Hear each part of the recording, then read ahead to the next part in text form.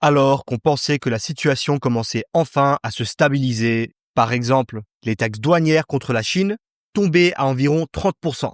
Un accord avec le Royaume-Uni signé. Et Trump, il semblait même optimiste à l'idée d'un accord avec l'Union européenne il y a à peine une semaine. Mais ça, c'était la semaine dernière. Sur Truth Social, Trump a frappé fort. Il veut imposer une taxe douanière de 50% sur les produits européens qui entrent aux États-Unis. Et juste après, dans un interview, il a encore répété très clairement ce qu'il pense de l'Union européenne. Treated us very badly over the years. It was formed in order to hurt the United States, in order to take advantage of the United States, and they've done that. We have a big deficit with them. Soyons clairs, non, l'Union européenne n'a pas été créée pour nuire aux États-Unis.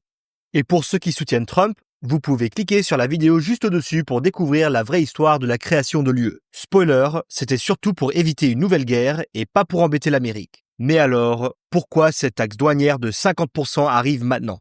Quand on lui a demandé si l'Union européenne pouvait faire quelque chose face à cette taxe, Trump a répondu « I'm not looking for a deal. I mean, we've set the deal, it's at 50%. But again, there is no tariff if they build their plant here. Now, if somebody comes in and wants to build a plant here, I can talk to them about a little bit of a delay. But, while they're building their plant, which is something I think that would be appropriate, maybe. » Officiellement, donc, il s'agit de faire revenir la production industrielle aux États-Unis. Mais officieusement, il se passe peut-être autre chose. Selon le Conseil européen des relations internationales, ces exigences de Trump reflètent une profonde frustration américaine face au style calme et bureaucratique de l'Union, à l'opposé total de sa préférence pour des accords rapides, spectaculaires et même s'ils ne mènent à rien. Le Conseil souligne aussi le manque de clarté des objectifs commerciaux américains. Washington veut-il que l'UE coupe ses liens avec la Chine, qu'elle achète plus de gaz naturel américain ou des armes américaines ? Personne ne le sait vraiment. Et il y a aussi les tensions sur les normes alimentaires. Le commissaire européen au commerce, Maroš Šefčovič, a récemment déclaré que les règles agricoles de l'UE ne sont pas négociables. Cela fait suite à des plaintes américaines contre Bruxelles, accusées de bloquer les viandes traitées aux hormones et le poulet américain. Honnêtement, heureusement qu'on le fait. Ah, et puis il y a le Groenland. Oui, le Groenland vient de signer un accord sur les minéraux avec plusieurs pays européens. Pas vraiment le genre de nouvelles que Trump avait envie de lire cette semaine. L'Union européenne, elle, ne cède pas. Et comme l'a posté le commissaire européen sur X, les relations entre l'UE et les États-Unis doivent reposer sur le respect mutuel et pas sur les menaces. Ce qui, on peut l'imaginer, n'a pas dû passer inaperçu dans l'entourage de Trump. Avant de voir ce que l'Union européenne peut faire maintenant, parlons d'abord de la situation actuelle. Aujourd'hui, les États-Unis imposent des taxes douanières de 25% sur l'acier et l'aluminium européens, et surtout sur les voitures, ce qui a causé beaucoup de débats. Tout le reste venant de l'UE, c'est actuellement taxé à 10%. Mais ce taux pourrait doubler à 20% le 8 juillet, quand la pause de 90 jours décidée par Trump arrivera à son terme. Et la réponse de l'Union européenne jusque-là ? Pas grand-chose, pour l'instant. En avril, l'UE avait pourtant préparé des taxes douanières sur 21 milliards d'euros d'importations américaines visant des produits typiquement américains. Bourbon, jeans, moto, Harley-Davidson, vous connaissez. Mais ces mesures n'ont jamais été mises en place. Pourquoi ? Parce que Trump a annoncé cette fameuse pause de 90 jours et que l'Union a décidé d'attendre. Mais ça pourrait bien changer. Il y a 2 semaines, la Commission européenne a proposé de nouvelles contre-mesures, cette fois sur 95 milliards d'euros de produits américains, si les négociations avec Washington échouent. Ce serait une réponse directe aux taxes américaines sur les voitures et à l'idée de rétablir une sorte de symétrie tarifaire. Dans cette nouvelle liste européenne, on trouve des avions américains, des voitures et pièces détachées, du matériel médical et toute une série d'équipements électroniques. Mais alors, quels pays européens seraient les plus impactés ? C'est surtout l'Allemagne et les Pays-Bas. Et puis, il y a la France, la Belgique et l'Irlande. Et même si ces contre-mesures sont mises en place en juillet, il faut garder une chose en tête, leur valeur, environ 95 milliards d'euros, reste bien inférieure aux 379 milliards d'euros d'exportations européennes affectées par les taxes douanières de Trump. Mais maintenant, les choses pourraient s'aggraver beaucoup plus vite. Car apparemment, Trump ne trouve pas que c'est suffisant. À partir du 1er juin, il va vouloir appliquer une taxe douanière de 50% sur tout. Absolument tout. Et n'oublions pas à quel point cette relation commerciale est importante. En 2023, les Américains étaient le premier partenaire commercial de l'Union européenne, représentant environ 17% de tout le commerce extérieur de l'UE. Les échanges de biens et de services entre les deux côtés de l'Atlantique ont atteint 1600 milliards d'euros. Des milliards qui traversent l'Atlantique chaque jour. L'UE a exporté 823 milliards d'euros vers les États-Unis et les États-Unis ont exporté 774 milliards d'euros vers l'Europe. C'est un partenariat commercial colossal. Alors, que peut faire l'Union européenne maintenant?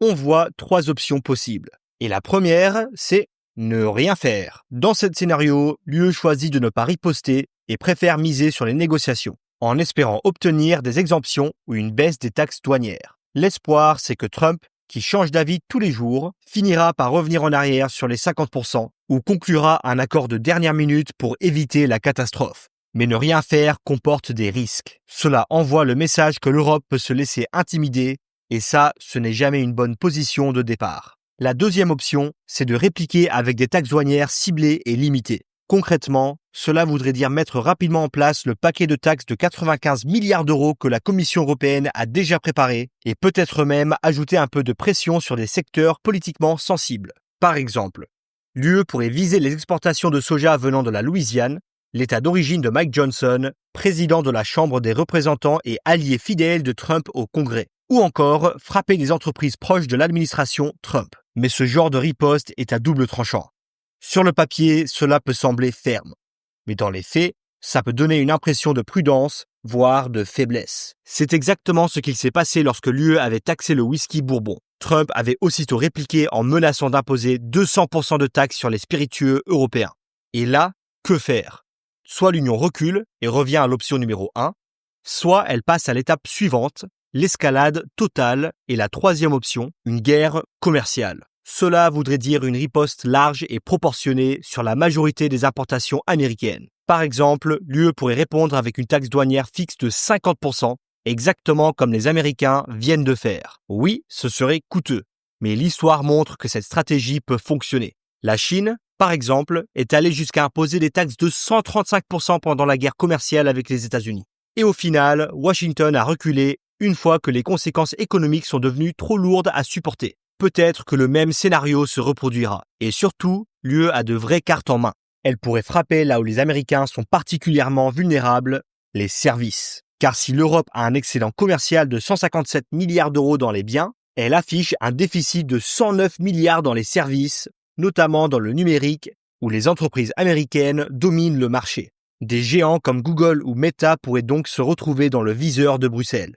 Et puis, il y a l'arme juridique la plus puissante de l'Union européenne, le mécanisme anti-coercition, un nouvel outil adopté récemment, conçu pour réagir quand un gouvernement étranger exerce une pression économique pour forcer un pays de l'UE à changer de politique. Avec cet instrument, l'UE pourrait aller bien au-delà des simples taxes douanières. Elle pourrait, par exemple, retarder ou refuser des licences à des entreprises américaines, bloquer leur accès au marché public européen, limiter leurs droits de propriété intellectuelle ou même interdire carrément certains investissements américains en Europe. Voilà donc les 3 options possibles pour l'Union européenne. Mais voilà comment je vois les choses. Tout ça devient un jeu d'attente, un test d'endurance politique. Est-ce que les dirigeants européens resteront assez unis pour exercer une vraie pression ? Ou bien certains finiront-ils par se détacher du groupe et passer des accords secrets avec Trump? Et de l'autre côté, combien de temps avant que Trump soit contraint de faire marche arrière à cause d'une économie américaine qui est affaiblie et d'un marché boursier en chute libre?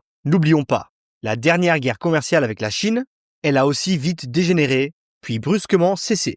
Peut-être qu'on va revivre la même chose ici. C'est pourquoi, à mon avis, le résultat le plus probable se situera quelque part entre la deuxième et la troisième option.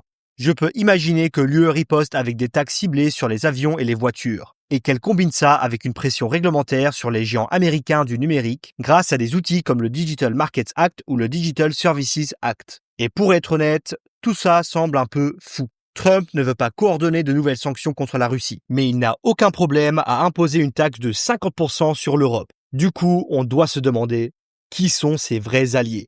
Merci beaucoup d'avoir regardé la vidéo. N'oubliez pas de laisser un like et de vous abonner pour plus de contenu. À la prochaine!